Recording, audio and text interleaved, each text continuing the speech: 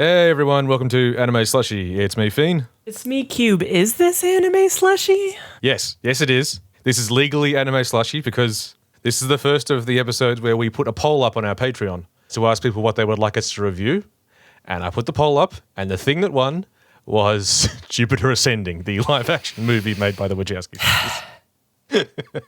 You know what? I thought all these claims of election fraud were ridiculous, but it turns was Dominion involved in this? Strictly speaking, it's not anime. If you get out that anime alignment chart, it is very anime adjacent though. Yeah, I guess it'd be somewhere on one of the axes. It doesn't have to be made in Japan, doesn't have to be animated. But thematically, this is a very anime movie. Yeah.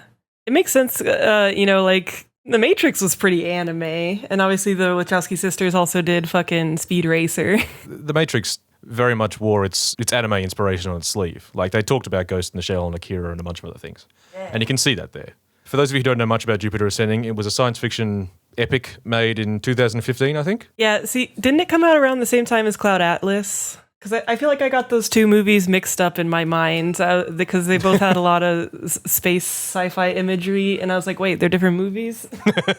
It sort of came and went, and the marketing for the film was a bit weird in that it just like, here's another big space shoot 'em up, which like that is what the film is, but that's not really what the appeal of the film is, sort of. Yeah, see, looking at the poster, it looks like a fucking romance novel. Well, that is kind of what the appeal is. Okay. In terms of why I was sort of attracted to this film in the first place, I like big, colourful sci-fi, and I don't think there's enough of it. Yeah. Movies like Valerian, City of a Thousand Planets, or Fifth Element, Guardians of the Galaxy, even Pacific Rim to some extent. Big, goofy, sort of riding that line of camp sci-fis that are also like, you get a sense of like traversing the galaxy. I mean, that's not so much in Pacific Rim, but like, or Fifth Element, but just those ones where it feels like the world you're in is this huge, messy, complicated place. Yeah, it's not just like a dark dystopia or whatever. Very dissimilar to something like The Matrix. A big, fun galaxy to play around in. I think I like those sort of things, I think probably because I liked Star Wars as a kid, which is like, that was a big part of the appeal of Star Wars. I was going to say, and you also, we both like Star Trek. Exactly, yeah. The bugger with this particular sort of subgenre of sci-fi is that most of the recent ones haven't been very good. Like Valerian was big and colourful, but very similar to Jupiter in that there's a lot of stuff going on, but the plot's crap. and the lead actors aren't very good, and yeah. But is it anime? Well, this is the sort of thing you could very much see as an anime, particularly because it's kind of an isekai. Not in the they go into a video game world sense, but in the sense of the MC is suddenly drawn into a world where they're the most special person, and they didn't know this other world existed, and blah, blah, blah, blah. Just kind of like the basis of the fun of the story. Do you know any like word of God on it? Like, have they talked about like why they were really jazzed to make it? Not a ton. I can talk about their motivations and what like part of what they wanted to do with the film when we get to the end, once we've sort of explained what it actually is. Oh shit. Because here's the thing, it's not a good movie. It's interesting. What's special about it is that it's an attempt to serve a very specific subgenre of sci-fi fans that don't get served all that much. Holy shit, 27% on the Rotten Tomatoes. Yeah, see, yeah. Critics were a little bit unfair to it, I think.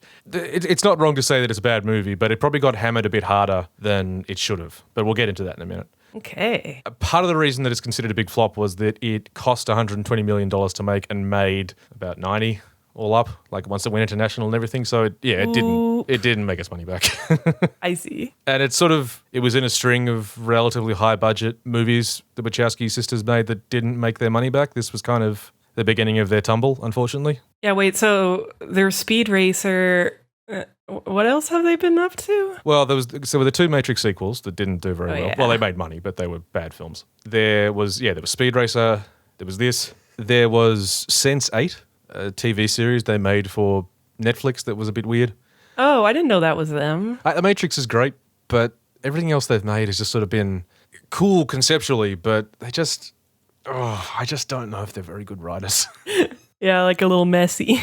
Yeah, they want to tackle a lot of stuff, and they've got tons of ambition, and some of the stuff they make is good. Like, you quite liked Speed Racer, didn't you? I mean, I don't know if I would call it a good movie. Okay, it's the same but thing. But I did like it a lot. Yeah. They always have cool aesthetic shit going on. They work with really good designers, and they're quite good designers themselves. And the same with this. Like, Jupiter Ascending has some fucking stunning design work done. Like, some of the planets and spaceships and things, there's some really cool shit. But, like, that's like a lot of their movies where they like, you look at them and they're like, oh, and then you actually sit down and watch it and it's like, oh. Yeah. All right, well, let's get into the story. Yes. So the film is about a woman called Jupiter Jones, played by Mila Kunis of that 70s show fame. What a dork. Jupiter Jones. Now, she's called Jupiter because her dad, who's dead, really loved astronomy. He was a big astronomy nerd. Oh, so is she in like present day world? Yeah, she's living in the present day. We start with a little flashback about where she came from, where like her father was the son of an English man and a Russian woman. Like it starts in Russia. And he's like on the banks of a river and Jupiter's mum walks past and saying like, what are you doing? Why are you out here in the freezing cold looking through an old brass telescope? And he's like, the stars, they're so beautiful. And she's like, ah. And then now they're a couple. Oh, I'm going to make a baby with that man. Well, we cut to her pregnant. And they're talking about how he wants to call the daughter Jupiter. And she's like, we can't call her Jupiter. That's a kind of cute name. I know, yeah, it doesn't seem that bad, but she's against it. But then a bunch of dudes in tactical gear break into their house and are just like, where's your money, bitch? They really efficiently rob them. Like, they just come and take a bunch of stuff. And then, like, one of the robbers is taking the big brass telescope and the dad's like, no, not my telescope. So they shoot him. Wait, so just some super military robber dudes? Yeah, they just come in, steal this shit, leave. Are they secretly some government operatives or are they just super robber random men? We never hear anything about them. I don't know what the deal was there. They're just super robber men. Okay. Anyway, dad's dead. So mum immediately emigrates to America via refugee boat for some reason. Well, you got to escape all those super robbers. The plague. Jupiter's born in the Atlantic Ocean on the way. She names her Jupiter, and she was also born while Jupiter was ascending 23 degrees in the night. So there you go. That's why it's called Jupiter ascending. Does the title card play then? It will in a minute, yeah. We then cut to Jupiter's life, and she's a janitor now. What a normal, boring life. Yeah. And then we cut to Jupiter, the planet, and the title card comes up. And then we cut to an alien city devoid of people. Like it looks like it's been like abandoned in a hurry. There's prams and there's like a child's doll abandoned in the blue sand. In case you're wondering how subtle this movie is, that's about how subtle we're going to be. I love that because even though it's aliens. Yeah, even though it's aliens. Well, this is okay. So here's. Okay, I'll save that. That is the thing that struck me. It was like aliens have dolls and prams. Anyway. Oh, is it going to be something like they're humans, common ancestors, or time travelers secretly or something? Okay. It's meant to be a surprise. I saw we. I'm wrapping my blankie around me. Tell me a story, Feeny. There's 3 extremely overdressed people with silly voices walking around discussing the harvest. Now there's 3 people. These are going to be our 3 main kind of antagonists. They're all from the house of Abraxas. There's just Titus, who's a sort of the fail son. He's kind of this young, beautiful man. Okay. There's Balaam, who's this guy he's a great villain because he can only talk in a whisper and then occasionally he screams. He's one of those guys. Okay. Most of the time he talks like this in a creepy whisper, but then every now and then he's like, go! Like something like that. So he sort of does that. What a cool guy. And then there's Kalik, who's a lady. She's a lady. That's about all the characterization she kind of gets. Yeah, the girl one. Yeah. Titus and Kalik are walking around talking about the harvest and about how it's very humane, and apparently they don't feel a thing. And then Balaam turns up out of a portal mid-conversation, like he heard what they were saying. And he's talking about how, these common people, they're miserable. Killing them is an act of mercy. Oh, he's a bad guy. They're standing around talking about stuff, and then one of them says, there's this planet I've heard of. It's meant to be awesome. You own it, but I'd like to own it. And they're like, what's it called? Is it called? Guess what it's called? Earth. Earth. Anyway, cut back to Jupiter, the person. We get to see a day in the life of Jupiter. She has to get up at like 4:45, and she cleans rich people's houses. Clean the linen, sweep the floor. If you don't listen to the Ruby podcast, you won't get that. She likes to sort of like, not try on, but like sort of half try on rich people's clothes, or like, check out what their earrings look like on her. Oh, like hold it up in front of her in a mirror. Yeah, that sort of thing. Sing a Disney song. And every morning when she wakes up, she says, I hate my life.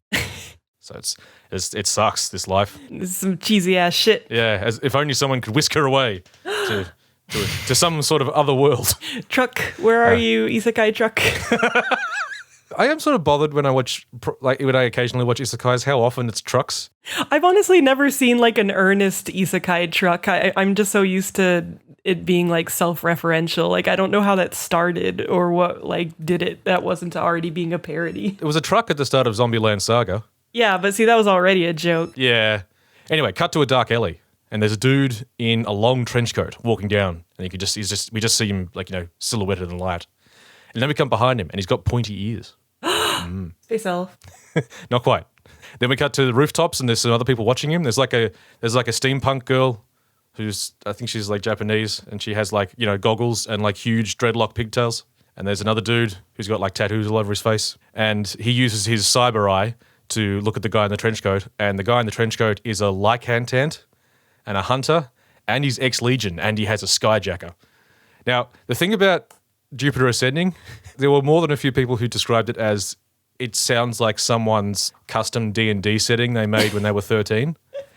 I think the thing that does that is there is just so much terminology thrown at you all the time, and only a little bit of it is ever going to be explained. I mean, that can be cool sometimes. Yeah, it can be fun. In this, it's just like there's just so much of it.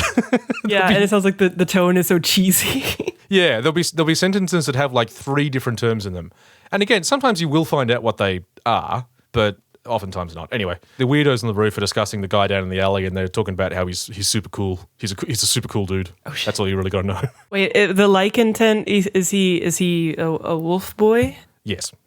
Hell yeah. I'll explain exactly how wolfy he is later. But yes, he's a wolf boy. Hell yeah, I Latined the shit out of that. Yeah, how could you have told? Anyway, they're all after a bounty. Now, the lycantant guy has a cool door making thing. It's like a little device you can put on any wall, and it starts spinning, and it makes a big circle that's like a portal you can just step through.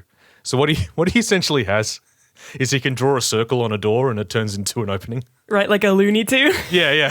That's awesome. But it's technological, so it's cool. Yeah, I'm down with that. He's in like a maternity clinic, and he's sniffing paperwork to get human scents. He's looking for someone's scent. Oh. When he sniffs it, it cuts to like this really like hypercolor close-up scene of someone writing on the paper, and he's going, and yeah.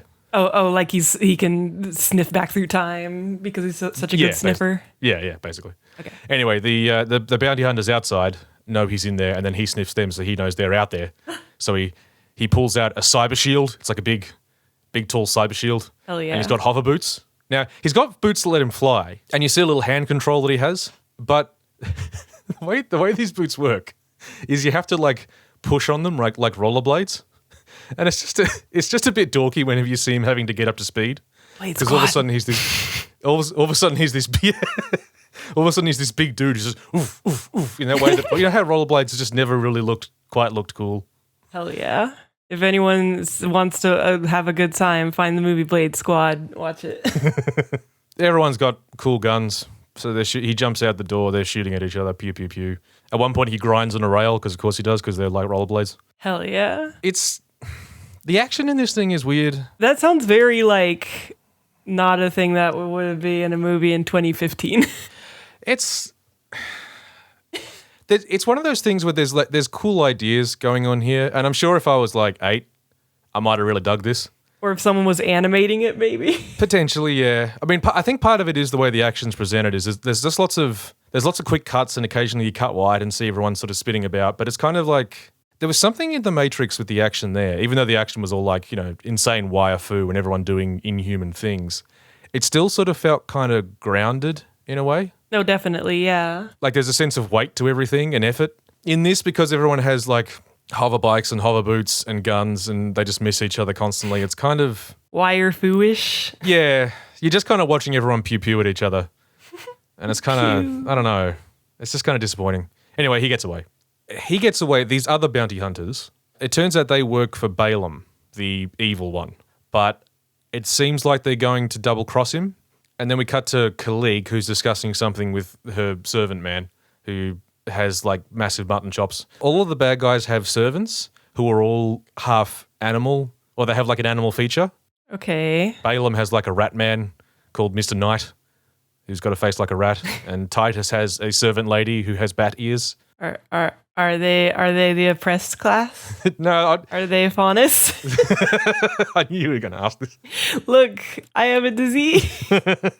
They're servants. They're definitely servants. Mm-hmm. There's no sense of anyone trying to become unoppressed in this at any point. They like it. The bounty hunters who were working for Balaam are now going to double cross him and work for Kalik instead. And Kalik's trying to hide the fact that she's doing this from Balaam and Titus. Anyway, cut to Jupiter, the planet.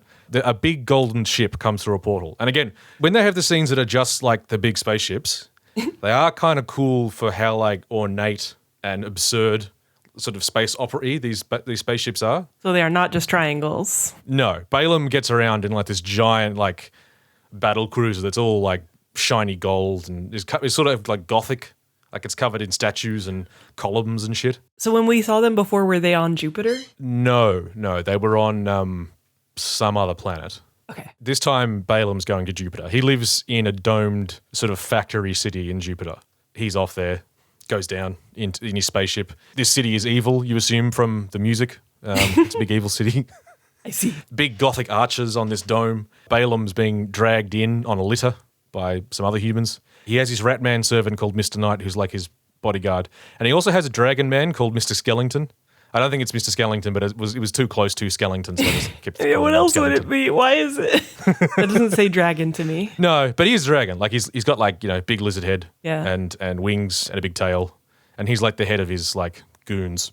They got a report from someone. They're looking for someone called Catherine Dunleavy, and they want to kill her. Balaam says Titans is aware of the recurrence. We're not going to find out what a recurrence is for at least half an hour. Oh, yeah, also, this movie's 2 hours long. This movie has no business being that long, but it's 2 hours long. Okay. Yeah, so much fucking jargon. So I'm waiting to find out about the harvest, the recurrence, the... Yes. Okay. You might want to write these down.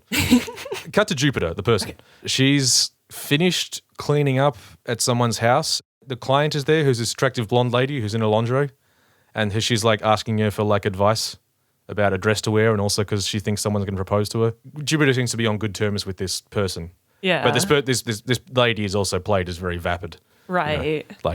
Like she thinks this man who's going to propose is like, he's like a very eligible bachelor and has all this money, but she doesn't know if she loves him. And she's like, Jupiter, what do you think of love? And Jupiter's like, well, I don't trust love. I've never fallen in love. Well, open up your eyes, trust love. There is, look, I'd be more annoyed, but I'd be lying if I said there weren't some Ruby elements to this thing. The truth is there, but somehow it's disguise. The trouble is we watch too much Ruby, so our brains are poisoned and everything is Ruby. Look, who's going to be listening to this that doesn't know about our problem with Ruby? She goes into this lady's closet to get her another dress, and there's a pew, as in like a pew.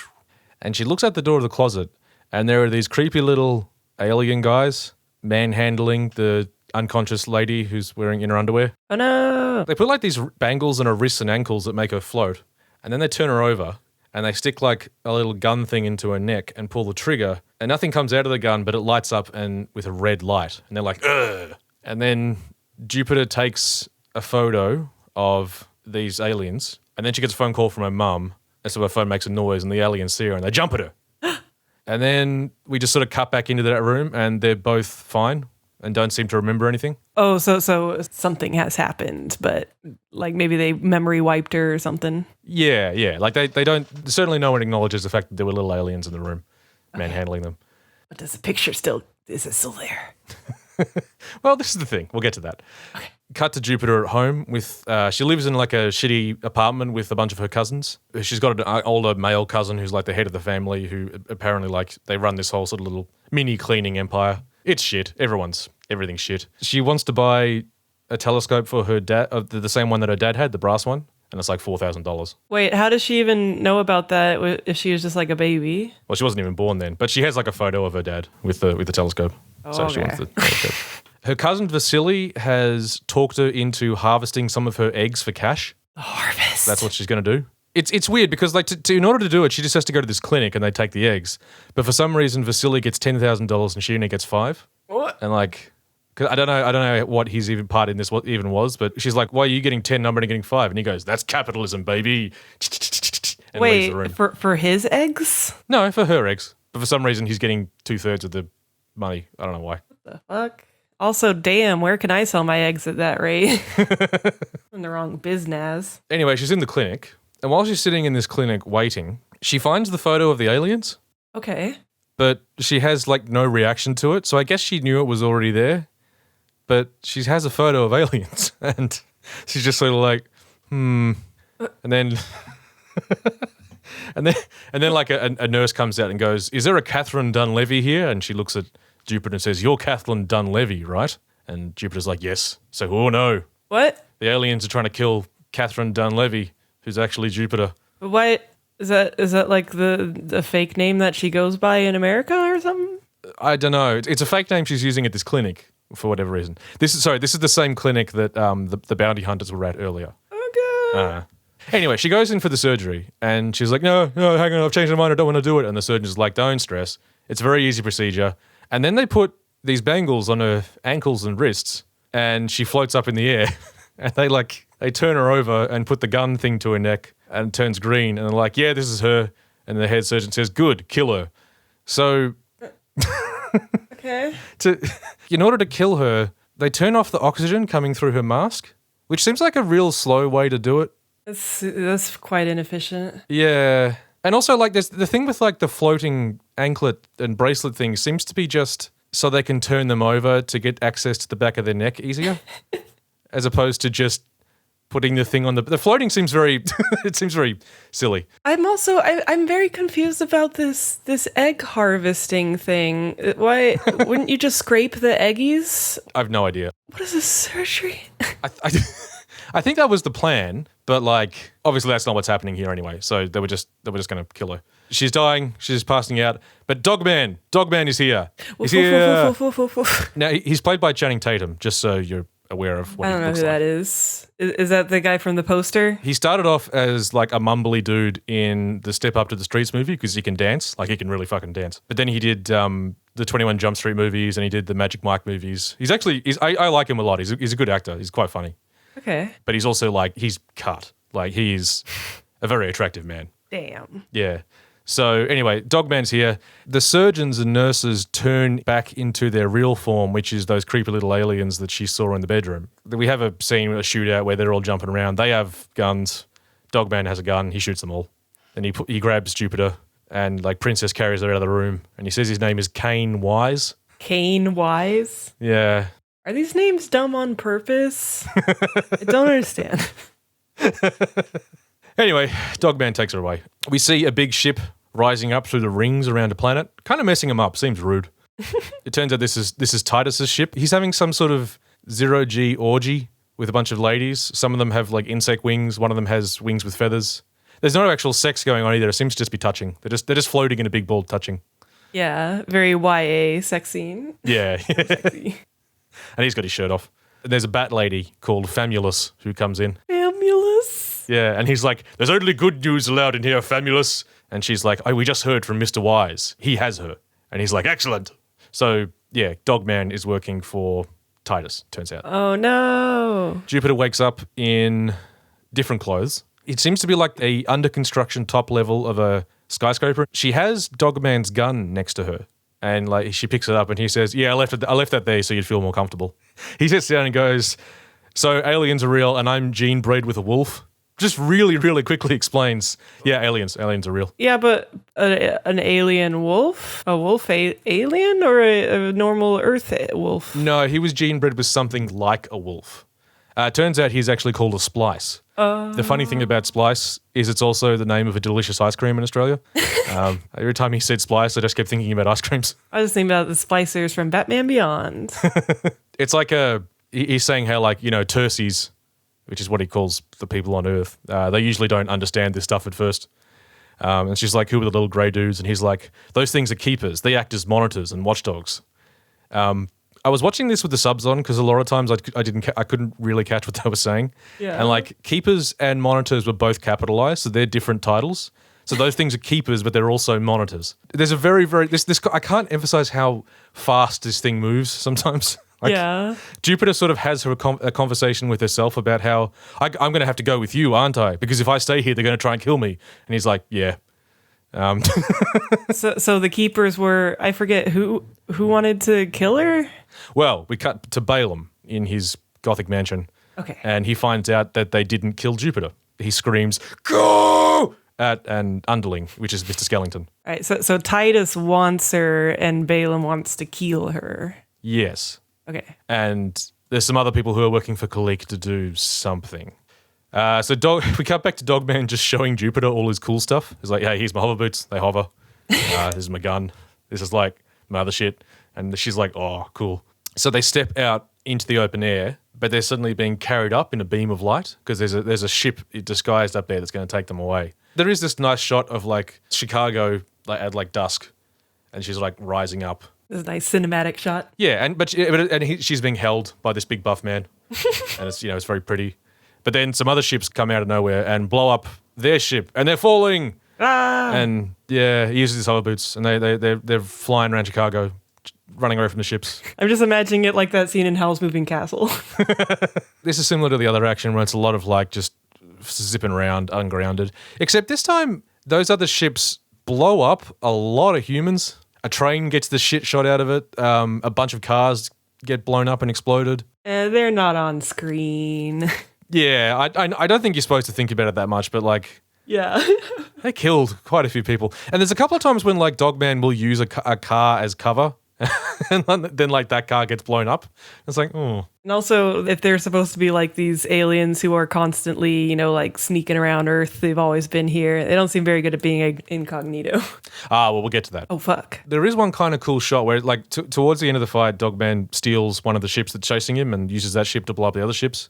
And then, like, when he's facing the last ship, he rams it into theirs and cuts it in half. And there's kind of a cool shot where Jupiter's kind of trapped in the wreckage as it's falling, and he's kind of flying around it trying to get her out. And the camera sort of stays with this thing as it sort of tumbles and falls.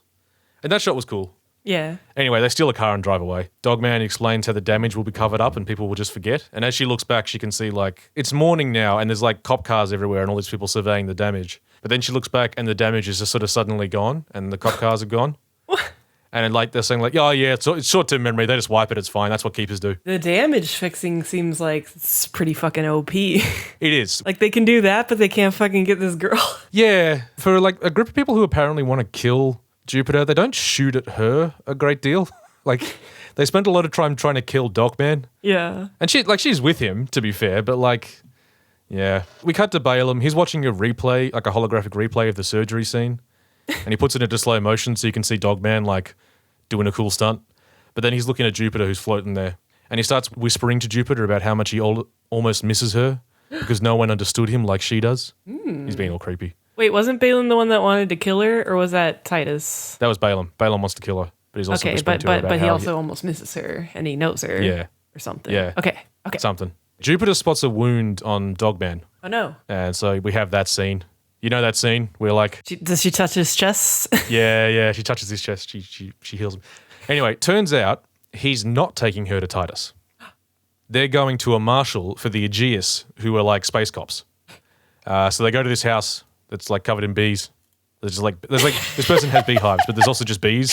Is this a dream you had?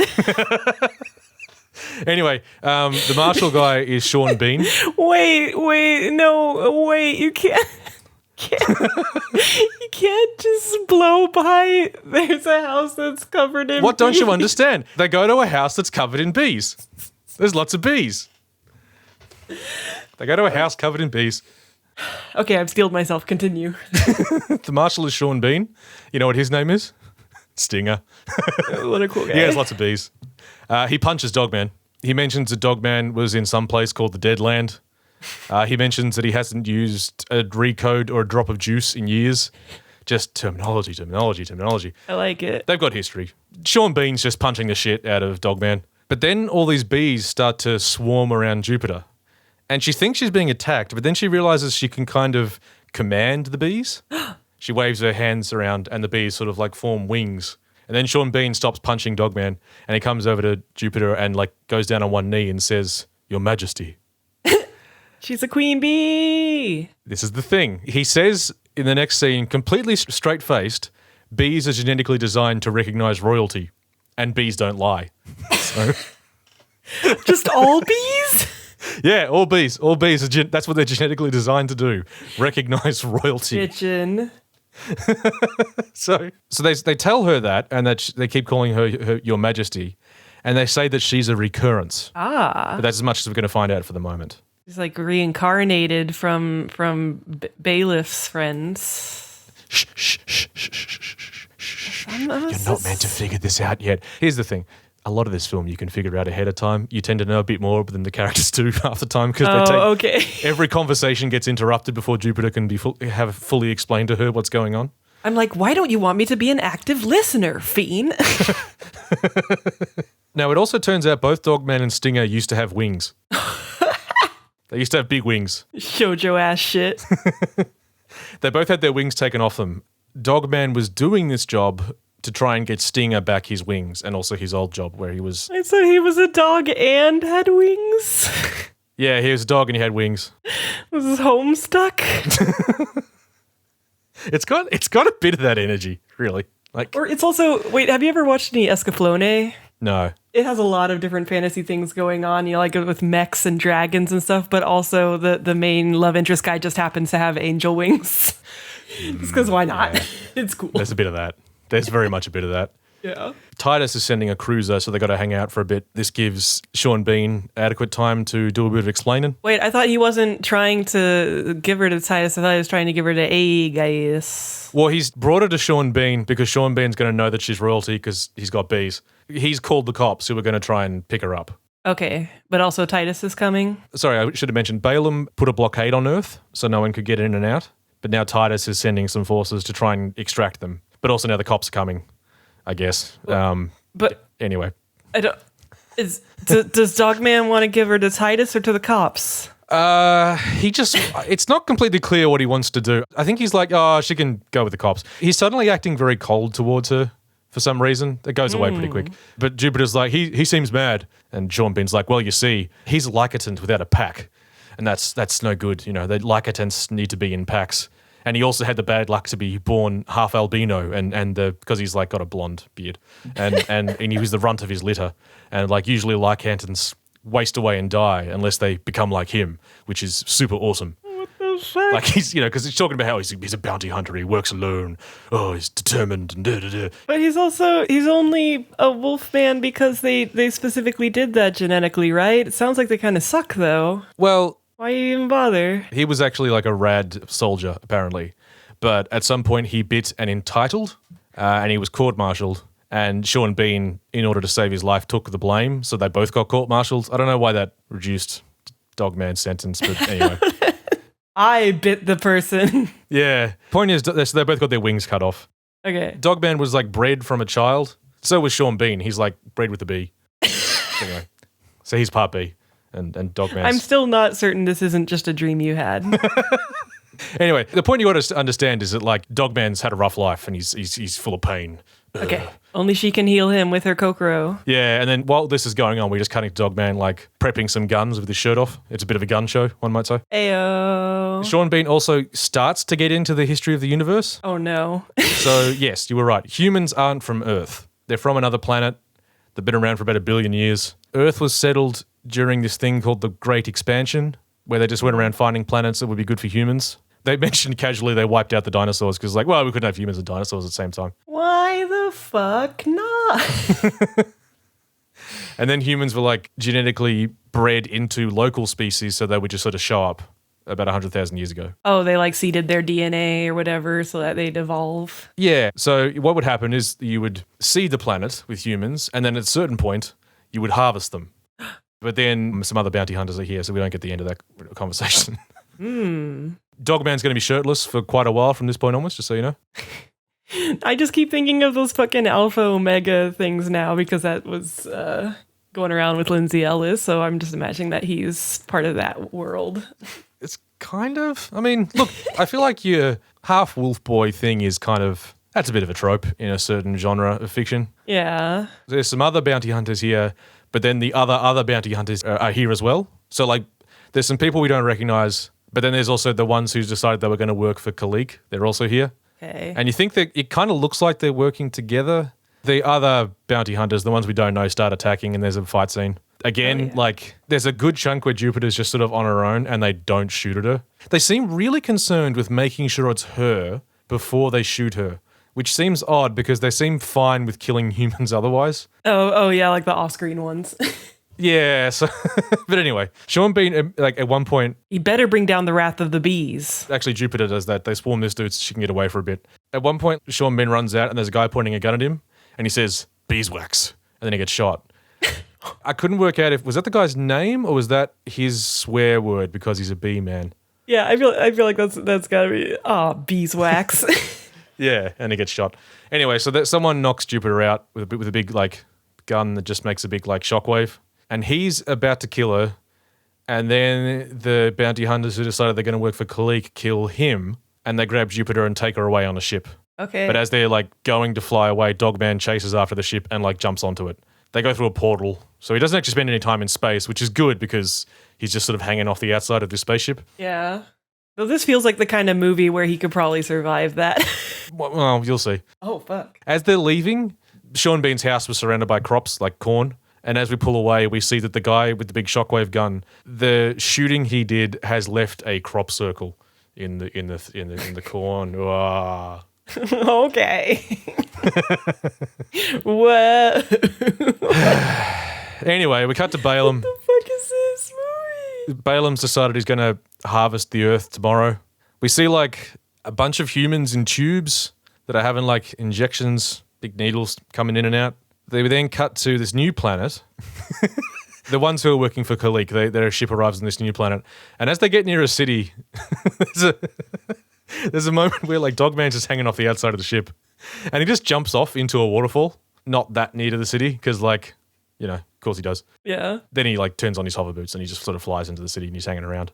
We cut back to Jupiter. She's once again wakes up in new clothing. Apparently in like the future hyper full-on alien worlds, you don't sleep in beds, you just kind of hover in a circle. Rad. And when you wake up, the bed just sort of like props you upright and puts you on the ground. Okay, that would be very useful, legit. Oh, I don't know. I was trying to work out if that's more comfortable or not than sleeping on a bed. Oh, I'm just thinking in terms of like making you get up when you actually wake up. I've always imagined like a bed alarm that just tips you out of the bed. Khalik's here, and she's being very nice to Jupiter. And we find out that Jupiter, as you may have guessed, is genetically identical to their mother, the Abrasax mother, who used to be the head of the House of Abrasax. Oh shit, their mama. There's a statue of her that, like, it does look like Mila Kunis, but it doesn't. Mila Kunis was walking up going, "Oh my god," but it doesn't look that much like Mila Kunis. But yeah, apparently, yeah, she looks just like their mum. Khalik goes on to explain that in their culture, if someone is genetically identical to a person who's died, that means they are the reincarnation of that person. That's the way they consider it. Oh, but it's just a cultural thing. Yeah. Now, it also turns out that Khalik and these other humans live for thousands of years. Khalik herself, she says, like, guess my age. And Jupiter's like early 40s. Wait, so she knows it's impressive? I guess. Yeah, I mean, I think the idea is that like, these advanced humans know about not advanced humans and how they don't live very long and stuff. Okay. Because normally, these advanced humans wouldn't live that long either. See, she goes on to explain that, well, first of all, she gets naked and she gets into this big bath, dips under the water, and when she comes back out again, she's like 20. Oh. And she explains that, all Is that genes what the harvest is for? Shh. So she explains that all genes have an expiry date, but you can just replace them with new genes. Oh, it's the fucking telomeres. Khalik is telling Jupiter that, like, because you're my mother, I'd like a fresh start with you because I didn't always get along with my mother. What? Dogman's snipping around, just so you know, he's about. And yeah, she's talking about how, yeah, you replace your genes with new ones. It's a huge industry. We're one of the biggest producers of the stuff you need for this. Can you guess what's going on? Anyway, so it turns out the Abrasax mother left an allotment for her future reincarnation in her will. And the allotment is Earth. So if Jupiter claims her royal title, she will inherit the Earth. Oh, she's the queen of the earth. Yeah. Anyway, Dogman called the cops, and he's here now. And they're going to take Jupiter to some sort of ministry on the actual human home planet. Also, Stinger's here. He's a cop. He's back with the cops. Wait, was he always a cop? Well, he previously was a cop, and then he lost his job. And then when they were trying to get off Earth, he called the cops. And so now he's just he's on this cop ship. And the captain of the ship is this woman. She seems nice. Anyway, Balaam kills Mr. Skellington for failing to kill Jupiter, and he replaces him with another lizard man called Mr. Gregan. And he's like, bring Jupiter to me. Wait, so does he want her brought to him, or are you sure that any of these people want her dead? No, Balaam definitely wanted her dead. Now he's saying, bring her to me. It's different. It's a change. Yeah. All right. So there's a scene on the cop ship where Jupiter's like, hey, Dogman, why'd you kill an entitled? And he's like, I don't know. And she says, I love you. Oh, okay. Like, that's good to know. that's where we're at. He was like, I don't know, it's fault in my genes. And she was like, well, I always go for Mr. Wrong, who doesn't care about me. Maybe it's a fault in my genes. And he explains that she is royalty and he's a splice, so they can never get along together. And I was watching this and I said, I really want a splice. So I went to the 7-Eleven and they don't have splices anymore. Oh, no. I have never been so disappointed in a movie. I did a clip. Oh, my God. You had the fucking sound effect ready to disgust me. Anyway. I'm definitely eating ice cream after this, by the way. Yeah, no, I think I'm going to go to the supermarket. They might have boxes of splice. I'll have to check. Anyway. You don't understand. I'm more like a dog than I am a human. And she says, I love dogs. And he goes, I'm leaving. And he leaves. And she's like, ugh. The bestiality play did not go well. Anyway, we get to the human home planet. Again, cool design. It's got these big artificial rings. There's like huge towers that you can see rising off the surface and stuff. But apparently everyone hates this place because it's super bureaucratic. And then we have a funny montage of Jupiter being accompanied by a robot called Bob, who's going to help her claim her title and go through all the bureaucratic stuff. Okay. It's like a 5-minute scene of, go to this place and they say you need this form, and then you go to this place and they say you need this form, and Waka waka. Yeah. The robot's, his circuits go because he's so annoyed by all the bureaucracy. Yeah. And at the end of it, Jupiter says, I'll never complain about the DMV ever again. No. Yeah. It's annoying. Wachowskis, how could you? It's very broad. Dogman, in passing, says, Your Majesty to her, and she notes how when everyone else says it, it makes her really uncomfortable. But when he says it, it doesn't make her uncomfortable. She kind of likes it. Oh, shit. And then, she says, now that I'm unentitled, do you want to bite me? And she's saying, you can bite me, but, in a sexy way. And he's like, Wait, is the idea that he just has an insatiable bite lust for any entitled at all? They kind of imply that, but he never does it. Huh. There's this hint that, Sean Bean says something about, just him and entitled to something, don't know, doesn't like him. But anyway, yeah, Sean Bean's here now and he's betrayed them. He's going to take them to Titus. Oh no, how could you, Sean Bean? Yeah, Titus's bat lady is here. But he's being all nice to her. And she says, I want to go back to Earth. And he's like, okay, let's go to Earth. But in the meantime, will you dine with me? And then they take Dogman and they put him in a hole. So he's in a hole. Wait, is that like a jail hole? Is a thing it's a jail hole. It's got fancy jail bars on it. I see. Anyway, she goes to dinner in a absurd vinyl dress and a big hairdo thing.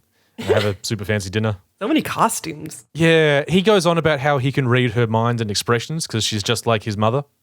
There is this thing implied that Jupiter does sort of behave like their mother did just because of genes. I guess. Even though she's definitely not a soul reincarnation or anything. She doesn't have any of the mother's memories or thoughts. She's grown up completely differently. She just happens to be a completely identical person physically to their mother. Yeah, so it's just some weird nature versus nurture shit. Yeah. Titus goes on to explain he's of the 3 people in the Abrastics house, he's the weakest one. Balaam's in charge, Kalik's second, and he's on third, and he's his business sucks. But he explains that the reason Balaam wanted to kill her was that so he could keep Earth and she wouldn't claim it.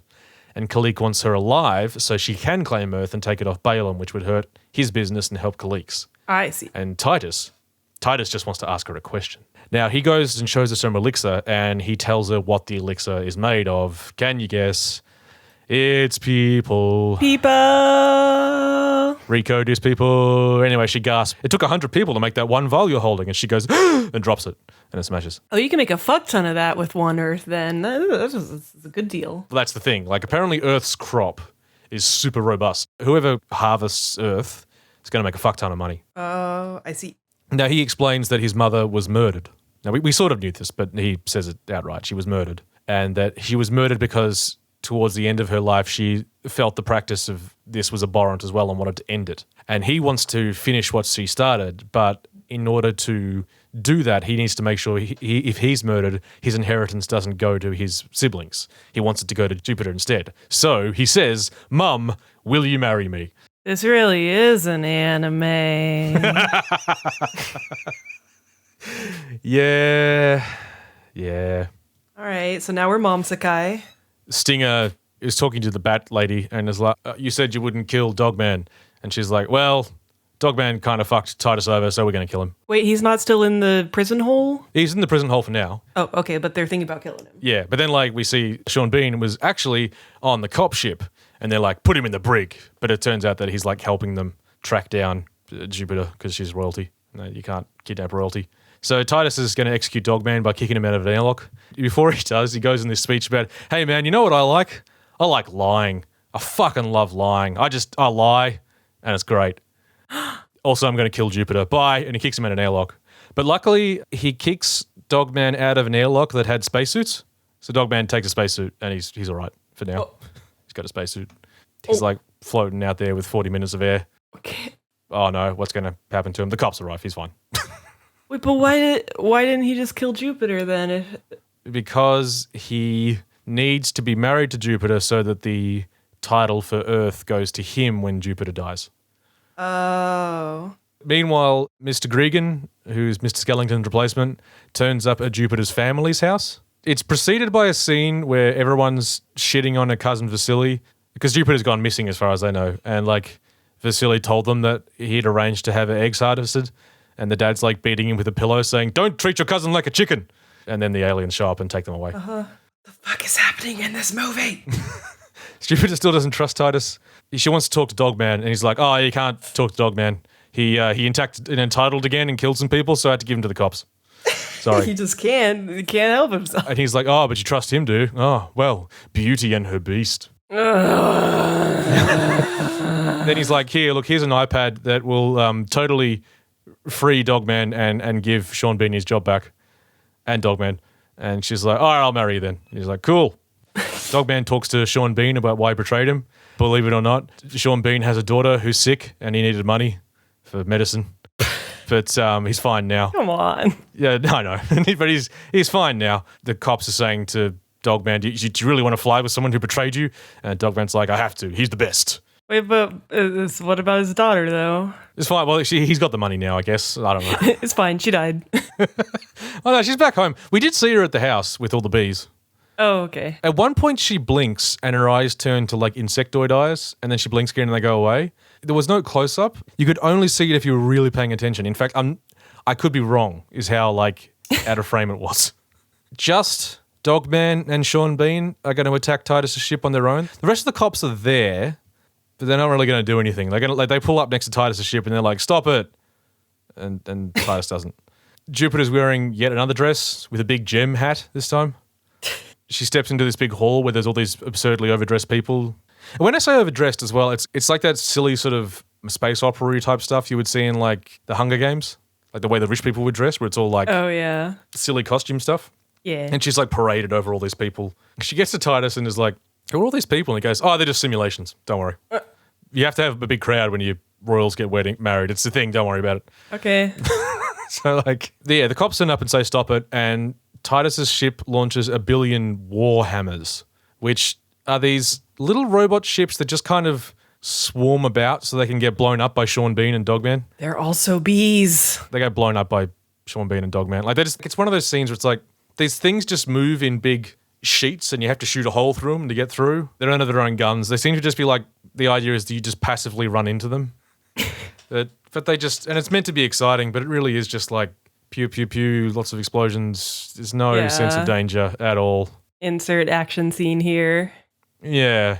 Titus' ship is real big, but Dogman knows where Jupiter is, and he knows because he can detect the simulations. He's like, oh, there's a ton of them. Someone's turning on a fuckload of simulations. That's where she must be. So, can he smell holograms? No, his ship can detect it. It's not even a thing he can do. It's a thing anyone can do. Oh, okay. Anyway, so Titus has a ring tattooed on his hand, and then Jupiter's almost got the ring tattooed on her hand, and she hears an explosion, And she's like, what's going on? I do kind of like that as an idea, the tattoo ring. Yeah, it's kind of cool. Like she has another tattoo that indicates that she's royalty that has like a picture of the earth on it because that's what she owns. Okay. They're like these sort of holographic tattoos where if you hold them up and sort of flex and they pop up. But Titus grabs a wrist and tries to like shove it in the machine so it finishes tattooing. But Dogman's here. His ship punches through a wall and like he turns up and points a gun at Titus and he's like, he was going to kill you. And she looks at Titus and he's like, yeah. So they leave. They just leave. This is a very Disney movie right now. Dogman like says something about like, oh, the cops are annoyed at Titus, and she's like, I don't care. And he's like, okay, because she's going like, I don't care about stuff anymore. That's how you get hurt. Ugh. And she chucks the pardon at Dogman, which like, it turns out was real. I suppose it wasn't just like an iPad. She just wants to go back to Earth because she owns it, and like she gets there and she goes to her house, and like Ratman's there, Balaam's guy. They've kidnapped her family and they'll give them back if she goes to meet Balaam on Jupiter and abdicates her title.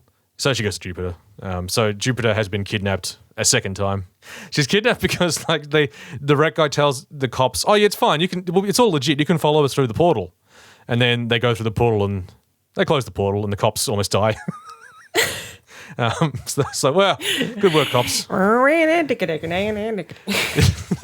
The pilot of the cop ship is an elephant man. He's got like a little trunk, and he doesn't speak. He just like makes trumpeting noises. Oh, I like him immediately. The captain will be like, "Get us out of here," and he goes, "Rrr," and he turns the ship around. Oh, it's just like Chewbacca. I don't know why. Like everyone else, it sort of felt like, oh, okay, the rat man is servile, and cunning.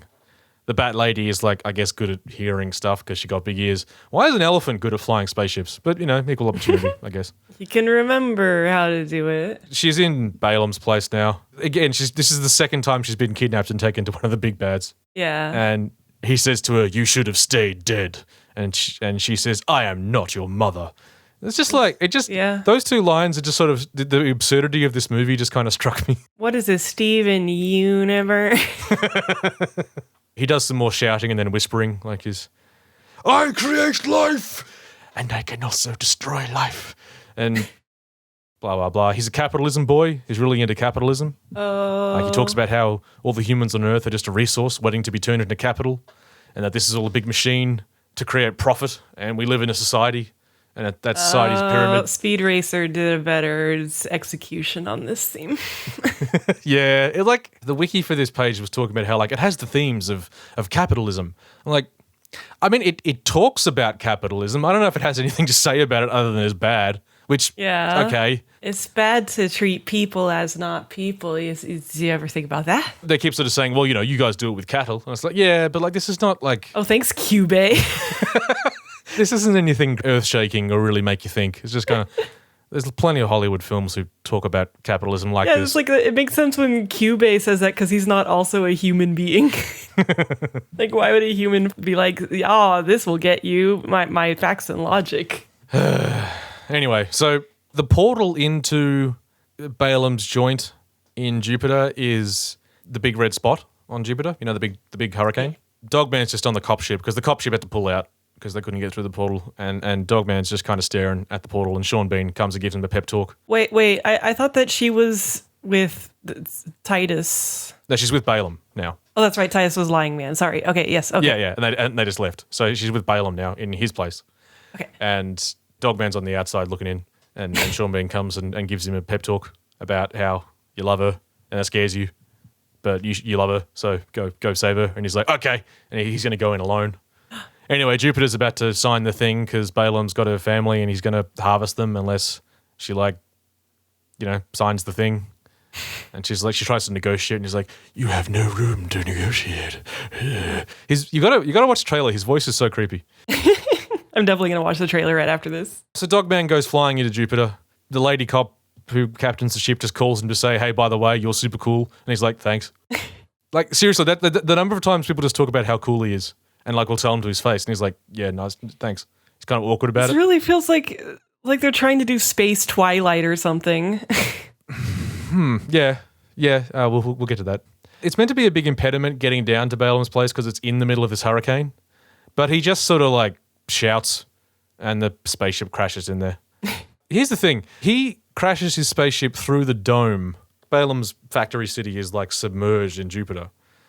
And because he crashes through the dome is now broken and the gases are getting in and the place is blowing up. And it's like... Wow, that is horrible design. I don't know why... It's never explained why this thing had to be inside Jupiter in the first place. And secondly, they seem to have no contingency plan for the dome breaking.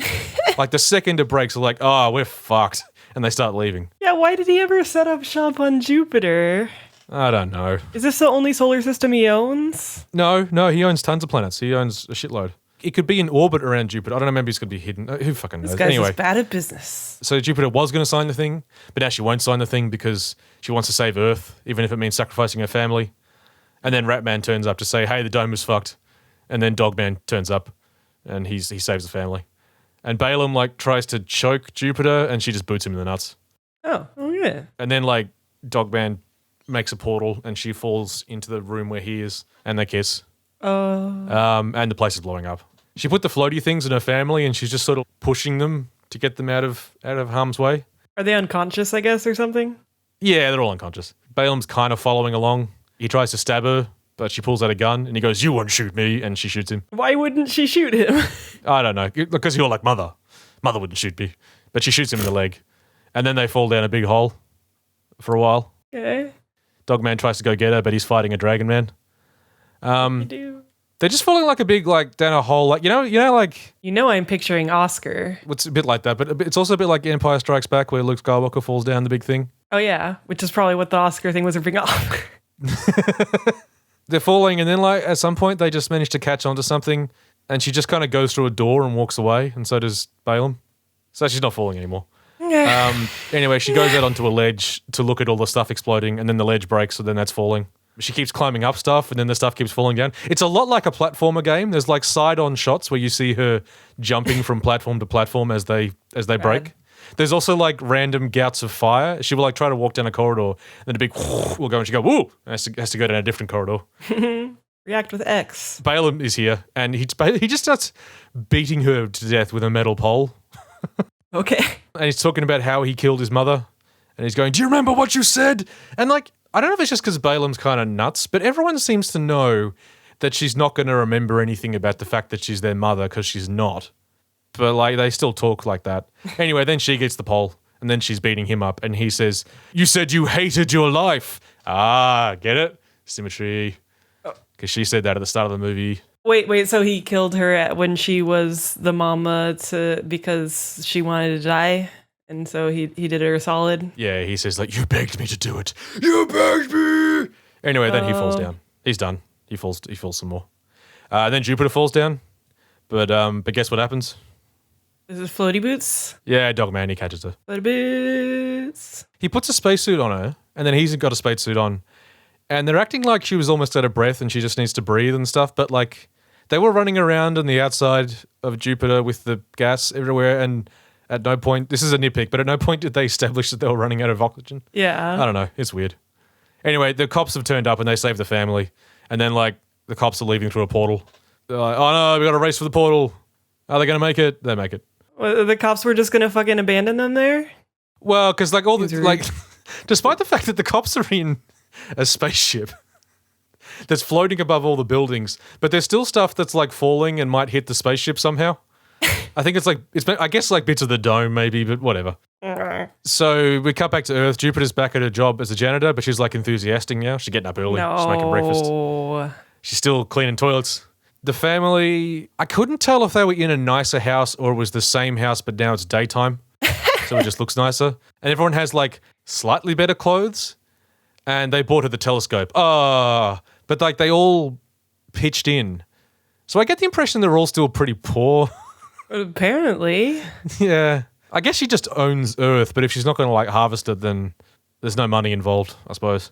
Yeah. She goes and meets Dogman on the roof of a skyscraper, and now they're both dressed like extras from one of the Underworld sequels, a lot of black leather vests. Dogman takes his jacket off, and he's got wings now. Big black feathery wings. Oh, here in the back. And they kiss, and he wraps the wings around her. And then, she goes, watch this, and she jumps off the building. And, because he's got wings now, what does she have? The floaty boots? Yeah, she got the floaty boots and she's flying around in the air on the floaty boots as her albino dog man with wings flies behind her, and end credits. That's the end of the film. That's it. What the fuck was that? Phoenix, what the fuck was that? What? Harvesting is happening on every other planet that's like Earth except for Earth, turns out. But not on Earth. Maybe they would have dealt with that in the sequels. I don't know. But yeah, that's the movie. What? Wait, whatever ended up happening with the girl one, Killian? Nothing. Kalik, nothing. She just sort of sent her on her way, and I was like, bye, Kalik. We don't see her again. Same with Titus. We don't see him again either. There's a half a line about how the cops are going to do something to him, maybe. Why this movie? I mean, I kind of want to watch it now, but why this? Here's the thing, right? Now, the film is nonsense, right? Yeah, it just seems like a bunch of YA tropes. Yeah, this is the thing. It's not a good movie. Jupiter's arc is extremely flat and she does nothing, really. And the action isn't that great. And the plot is absurd and it's ridiculous while also being straightforward. Yeah. You know? It sounds like just stuff happens, adventuresome things. Yeah, but what has been pointed out by a few different critics is that there is something rare about this film in that it is a trashy YA film that's aimed at girls, not boys. Yeah. There aren't a lot of those. That's a really, really deeply underserved market. So you're saying it really is like sci-fi Twilight? It is. No, yeah, that's kind of what it is. Hang on, I've got some notes from a couple of critics. Gavia Baker Whitelaw, who was writing for, I think, the Daily Dot, saying, Jupiter Ascending is far from a masterpiece, but it fills a niche that many critics and filmmakers don't seem to realize even exists. The desire for a fun, frothy Guardians of the Galaxy-style movie that doesn't include sexist jokes or a male protagonist. It's wish-fulfillment fantasy that falls somewhere between the Princess Diaries and Star Wars, except with more speaking roles for women than any sci-fi blockbuster in recent memory. And yet it's been consigned to the garbage heap of Hollywood flops, rather than where it really belongs, the garbage heap of our hearts. It was apparently a common thing amongst people who are fans of Jupiter Ascending that it's a garbage movie, but it's our garbage movie. Yeah. This is what we want. From Donna Dickens, another critic, any woman who ever wrote herself into her favorite universe via fanfic, every girl who created an amnesiac elven vampire princess and roleplayed in a chat room. All right. Every chick who ever wanted a blaster by her side and a submissive werewolf boyfriend at her back, every one of them whispered, finally, it is our time. So it's exactly what it seemed like to me. Yeah. That's it's one of those things where the first time I watched it, that wasn't my market, and I was sort of like, there's not much in this movie. But I can totally see now how that would appeal to people who are into that sort of stuff. But that's the thing. If you're outside that market, there's not much here apart from some cool designs. Yeah, it doesn't sound like it really found its market of teen girls from the. No, well, it definitely wasn't marketed at them. It was kind of that market kind of discovered it after it was already sort of out and passing. Wait, so have the Wachowski sisters said whether that was their intention? Yeah, no, that was totally their intention. That's the sort of thing they were trying to make. Why didn't they tell them to get the girls in there? Well, because the marketing wasn't up to them; it was up to Warner Brothers. And they, if you watch the trailer, you can see how they kind of marketed it as a generic sci-fi shoot 'em up in the vein of the other ones that were around at the time. Boo! It's a shame because it might have had an easier time at least making its money back if it had been a bit better targeted in terms of its market. I can definitely see the appeal if you really want that stuff. It really super is. Finding out Channing Tatum's backstory, an orphaned half-albino runt of a safe werewolf litter, forced to use anti-gravity rollerblades to fly because his bionic wings were stripped when he was dishonorably discharged from the space military. It's so fucking over the top. It's I almost can't decide if it's slightly offensive. Are you making fun of me? As a once teen girl. As a recovering teen girl. I feel like for the people who are into that stuff, they know it's silly, but that's part of embracing what it is, isn't it? Oh no. Embracing the ridiculousness of it, really following through on just how silly it's supposed to be, which I do admire in this movie, in that it doesn't pull its punches in terms of being over the top. Yeah. And where it succeeds at doing that, which I think is mostly in the design work, I found that stuff really cool. I really enjoyed all the really over the top gothic stuff. But yeah, the rest of the movie, just the plot it's too long, and the main character is I understand that with things like Twilight and stuff, you kind of want the main character to be an every person who you can sort of insert yourself into, but it's also just kind of that her arc is flat. Jupiter doesn't really do much or make many decisions apart from falling in love with Dogman.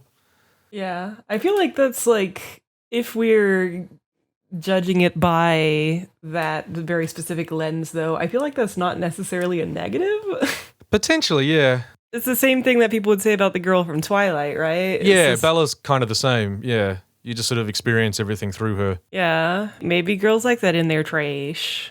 Yeah, girls who like this sort of trash. Yeah. I'm using the word trash affectionately. Like that's, Oh, yeah. they all seem to acknowledge, yeah, it's trash. Twilight and stuff was after my time. I don't know what the equivalent would have been. Well, I was going to say, there are anime series like this that are kind of, like Josei series that are kind of, this is one of these things where like Japanese pop culture is much better serves the female audience, like the female teen audience. That's true. There's a lot of stuff like that in shoujo that kind of, Yeah. even in, like Sailor Moon, like she's the future Crystal Moon princess reincarnation.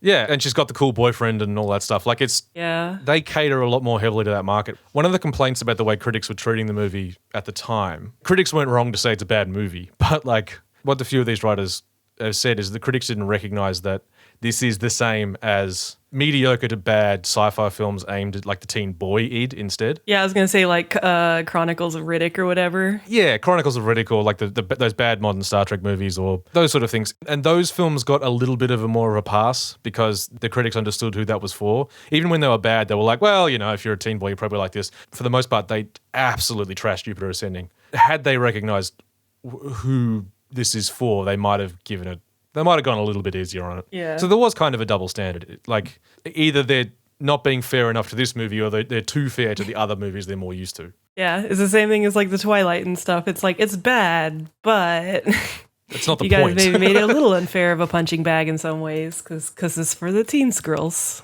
Yeah, yeah. It is bad and very straightforward and weakly plotted and stuff. But it's like that's part of the genre convention. I felt a similar thing about the way a lot of critics talked about Pacific Rim, where it was like, oh man, these characters are so tropey.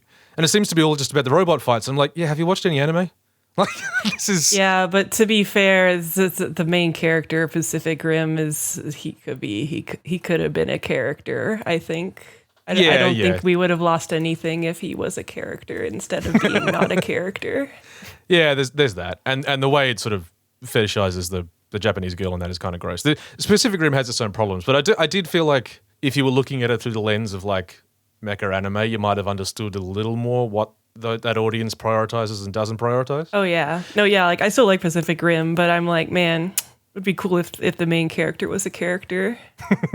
It also makes me think about like the thing with Jupiter Ascending is that like Twilight was a big movie franchise. Like that audience exists, but there's something about making a really big film like that it feels like it's a bit dangerous if it doesn't find its audience. Yeah, do you think the Wachowski sisters just kind of they made The Matrix, they can get the money?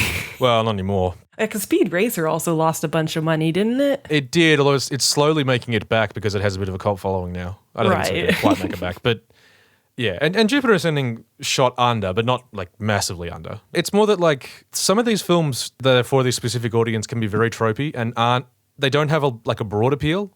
Like as much as Twilight sold really well, I don't think Twilight has broad appeal. Do you know what I mean? Yeah. Like if you're not into that style of writing, you can be really put off by the really bland characters and the silliness of it all. But then again, what is a broad audience? I don't know. It's hard to say. What's a broad audience? Like when you talk about like a vast swathe of different types of people coming to see a film, apart from superhero movies, is there anything like that anymore? Yeah. And like even superhero movies are sort of fading a bit. I don't know where I'm going. Anyway. No, it's definitely okay to make a movie specifically for the teen girls to enjoy. Yeah, it is. It definitely seems like a risk when it's this like a specific like subgenre that isn't usually marketed to them, and then if you can't like force them to market it to them. The other thing I was thinking about was like in terms of the Matrix, like Neo was an excellent protagonist for the Matrix. Yeah. Because by following his perspective and learning about the Matrix as you go, he was like a really good character to follow and have everything teased out in that way. Whereas like, yeah, in this, you find out immediately that there's like space.